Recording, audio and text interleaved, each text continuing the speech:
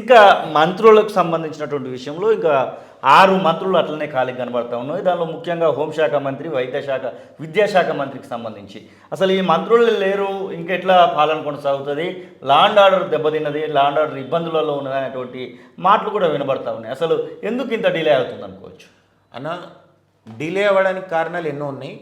So అది కూడా cabinet పూర్తి స్థాయిలో విస్తరణ జరగబోతుంది అక్టోబర్లో. మీరు అన్నట్టు లా అండ్ ఆర్డర్ విషయానికి వస్తాను నేను. ఎక్కడ లా అండ్ ఆర్డర్ విఫలమైందన్న?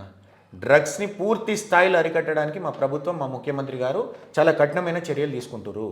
ఇంతకు ముందు ఫ్రెండ్లీ పోలీసింగ్ అని చెప్తే పిక్ పాకెటర్ గాడు వచ్చి పోలీస్ స్టేషన్లో కాలు మీద కాలేసుకొని కూర్చుంటుండే, మర్డర్ చేసినోడు, రేప్ చేసినోడు అందరు కాలు మీద కాలేసుకొని కూర్చుంటుండే. ఇప్పుడు ఓన్లీ దెబ్బతిన్న వాళ్ళకి, అంటే ఎవరైతే ఇబ్బందుల పాలై, ఎవరైతే దొంగతనాలు, దోపిడీలకు గురైనరో వాళ్ళు మాత్రమే ఫ్రెండ్లీ పోలీసింగ్. ఎవడైతే తప్పు చేసినో వానికి తాట తీసడే జరుగుతుంది. మీరు చూస్తున్నారు అనుకుంటే రాత్రిపూట రోడ్ల మీద అడ్డమైన తిరుగుళ్ళు, ఆగమాన తిరుగుళ్ళు అయితే బంద్ అయినాయి. అది చాలా సంతోషకరమైన విషయము. డ్రగ్స్ చాలా వరకు పూర్తి స్థాయిలో డ్రగ్స్ అరికట్టడానికి మా ప్రభుత్వం తీసుకున్నటువంటి స్టెప్స్ మీరు చూస్తున్నారు కూడా సొసైటీలో. పిల్లలు, యువకులు ఎవరైతే డ్రగ్స్ బారిన పడ్డారో వీళ్ళందరూ కూడా డ్రగ్స్ తీసుకోవడానికి కానీ, మరీ ముఖ్యంగా స్టార్టింగ్ స్టేజ్ ఆఫ్ డ్రగ్స్ గంజాయి ఏదైతుందో అది కొనడానికి కూడా భయపడుతున్నారు. ఎందుకంటే గంజాయి తీసుకున్నా, ఎటువంటి డ్రగ్స్ తీసుకున్నా వాళ్ళకి టెస్ట్ చేస్తే దొరుకుతారు. ఈ భయం అనేది చాలా వచ్చింది యువతలో. ఇది చాలా మంచి పరిణామము. డ్రగ్స్ అనేది పూర్తి స్థాయిలో అరిగడుతుంది మా ప్రభుత్వం.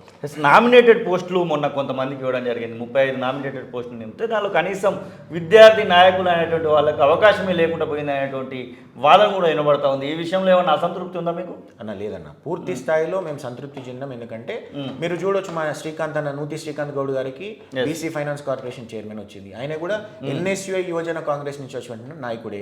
మా ప్రీతం అన్నకి ఎస్సీ ఫైనాన్స్ కార్పొరేషన్ వచ్చింది. ఆయన కూడా ఎన్ఎస్యుఐ జాతీయ స్థాయిలో పనిచేసి యువజన కాంగ్రెస్ లో పనిచేసాడు. ఆయన కూడా మా నాయకుడే.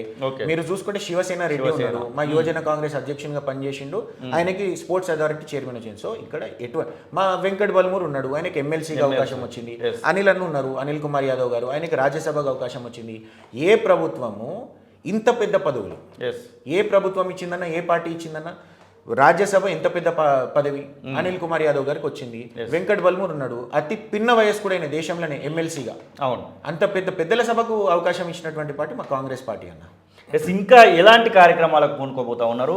ఈ రైతు రుణమాఫీ విషయంలో కొంతమందికి ఏదో ఒక ఇబ్బంది పడి ఆ రైతు రుణమాఫీ జరగని వాళ్ళకి మన అవకాశాలు ఉండబోతున్నాయి అనుకుంటున్నారు. పూర్తి స్థాయిలో అన్న, పూర్తి స్థాయిలో రుణమాఫీ ఉంటుంది. అందరికీ రుణమాఫీ జరుగుతుందన్న. ప్రతి ఒక్క రైతు సంతోషంగా ఉండడమే మా ప్రజాప్రభుత్వం, మా ముఖ్యమంత్రి గారి యొక్క ముఖ్య ఉద్దేశము, ఆయన కోరిక కూడా. యూత్ కాంగ్రెస్ సంబంధించినటువంటి ఎలక్షన్స్ త్వరలో రాబోతూ ఉన్నాయి. మీరు ఇప్పుడు యూత్ కాంగ్రెస్ జనరల్ సెక్రటరీగా కొనసాగుతున్నటువంటి మీరు ఏమైనా ప్రెసిడెంట్ కోసం ఏమైనా ప్రయత్నాలు చేయబోతా ఉన్నారా? నామినేషన్స్ కూడా ఇవాళ రేపు లాస్ట్ గడువు ఉన్నట్టుంది. నామినేషన్ ఏమైనా వేసారా? అన్న వేయడం జరిగిందన్న. మాకు ఎలిజిబిలిటీ లిస్ట్ అనేది ఈసారి యువజన కాంగ్రెస్ జాతీయ కార్యవర్గం ఒక ఎలిజిబిలిటీ లిస్ట్ అనేది పంపిందన్న. దాంట్లో నేను ప్రెసిడెంట్కి పోటీ చేయడానికి ఎలిజిబుల్ ఉన్నా. సో నేను నామినేషన్ వేయడం జరిగింది. నేను 100% పోటీలో ఉంటాను యువజన కాంగ్రెస్ రాష్ట్ర అధ్యక్ష పదవికి. అంటే ఎట్లా మీ స్ట్రాటజీ ఎలా ఉండబోతుంది? యువజన కాంగ్రెస్ స్టేట్ ప్రెసిడెంట్ కావాలంటే చాలా కుయుక్తులు పడాల్సి వస్తుంది, రాజకీయంగా మీ ఎత్తుగడలు కూడా ఉండాల్సి వస్తుంది. మీ యొక్క అసెట్స్ గురించి మాట్లాడుకోవాలనుకున్నా, మీకున్నటువంటి బెనిఫిట్స్ గురించి మాట్లాడుకోవాలనుకున్నా. నేను ఎన్ఎస్యుఐ కాలేజ్ అధ్యక్షుని స్థాయి నుంచి ఎన్ఎస్యుఐ రాష్ట్ర ప్రధాన కార్యదర్శిగా, ఎన్ఎస్యుఐ రాష్ట్ర ఉపాధ్యక్షునిగా, తర్వాత యువజన కాంగ్రెస్ రాష్ట్ర ప్రధాన కార్యదర్శిగా, నేషనల్ కోఆర్డినేటర్గా వేరే రాష్ట్రాలలో పనిచేస్తూ ఈ రాష్ట్రంలో ప్రతి జిల్లాలో, ప్రతి అసెంబ్లీ కాన్స్టిట్యూన్సీలో ప్రతి ఒక్కరితో సత్సంబంధాలు కొనసాగిస్తూ ఇన్ని సంవత్సరాలు, నాది ఇది 16వ సంవత్సరం అన్న కాంగ్రెస్ పార్టీలో. నేను ఎప్పుడు పార్టీ మారలేదు, ఎప్పుడు వేరే ఆలోచన చేయలేదు. కాంగ్రెస్ పార్టీకి పనిచేసుకుంటూ వస్తున్నాం కాబట్టి నాకున్న పరిచయాలు యువతల, ఇప్పుడు 18 సంవత్సరాల నుంచి 30 సంవత్సరాల లోపు యువత మాకు ఎలిజిబుల్ ఓటర్స్ కాబట్టి మాకున్న పరిచయాలలో నేను జెన్యూన్గా మెంబర్షిప్ చేస్తూ వాళ్ళందరినీ ఎన్రోల్ చేస్తూ వాళ్ళ ఓట్లు నేను ఆశిస్తున్నా. కాబట్టి పూర్తి స్థాయిలో పక్కడబందీగా నేను ఎన్నికల్లోకి పోతున్నా. మంచి కొట్లాడతామన్నా. నా సామాజిక వర్గం కూడా నాకు ఉపయోగపడుతుందన్నా. నేను 300 కాపు సామాజిక వర్గం నుంచి వచ్చిన కాబట్టి ఇప్పుడున్న అందరి లిస్టులో కూడా నేను ఒక్కనే 300 కాపు పోటీ చేస్తున్నా కాబట్టి నా సామాజిక వర్గం కూడా నాకు ఉపయోగపడుతుంది. ఇప్పుడు ఉన్నటువంటి వాళ్ళలో ఎవరి సపోర్ట్ కోసం మీరు అడుగుతా ఉన్నారు? అంటే పొలిటికల్గా ఖచ్చితంగా సపోర్ట్ ఉండాల్సినటువంటి అవసరం అయితే ఉంటుంది. మీరు ఖచ్చితంగా కొంతమందిని కలవాల్సినటువంటి సందర్భం అయితే వస్తుంది. మీరు ఉన్నటువంటిది సౌత్ తెలంగాణ అయితే నార్త్ తెలంగాణ నుంచి ఒక ప్రోద్బలం అవసరం పడుతూ ఉంటుంది. మొత్తం 33 జిల్లాలలో ఓట్లు అయితే అవసరం ఉంటాయి కదా. డెఫినెట్లీ అన్న, నాకు ప్రతి ఒక్క మా కాంగ్రెస్ పార్టీ నాయకుడు, కాంగ్రెస్ పార్టీ ఎమ్మెల్యేతో సత్సంబంధాలే ఉన్నాయి. ప్రతి ఒక్కరి ఆశీస్సులు నేను కోరుతున్నా, ప్రతి ఒక్కరిని కలుస్తున్నా, ప్రతి ఒక్కరిని కలిసి వాళ్ళ ఆశీస్సులు తీసుకొని ముంగడిపోతున్నా అన్న. వాళ్ళు ఓపెన్గా సపోర్ట్ ఇవ్వడానికి లేదు కాబట్టి, ఎస్, ఇది మా యూత్ ఎలక్షన్ కాబట్టి మేము గ్రౌండ్ లెవెల్లో, మేము గ్రాస్ రూట్ లెవెల్లో మేము తిరిగి ఇల్లు తిరిగి మెంబర్షిప్ చేసుకొని వాళ్ళ ఓట్లు తీసుకుంటాం కాబట్టి వాళ్ళ ఆశీస్సులు డెఫినెట్గా ఉంటాయి. ఇది మా యువజన కాంగ్రెస్ అంతర్గత ఎన్నిక కాబట్టి మేము కొట్లాడుకొని మేము ఎన్నిక చేసుకొని గెలుపొందడం జరుగుతున్నా.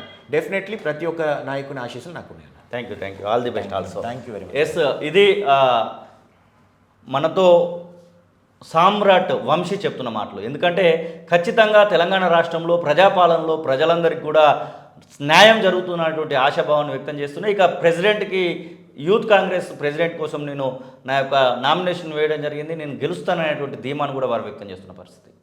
కెమెరా పర్సన్ సతీష్తో శ్రీనివాస్, తొలి వెలుగు, హైదరాబాద్. అసలైన తొలి వెలుగు. ఫాలో వాట్సాప్ @తొలి వెలుగు official.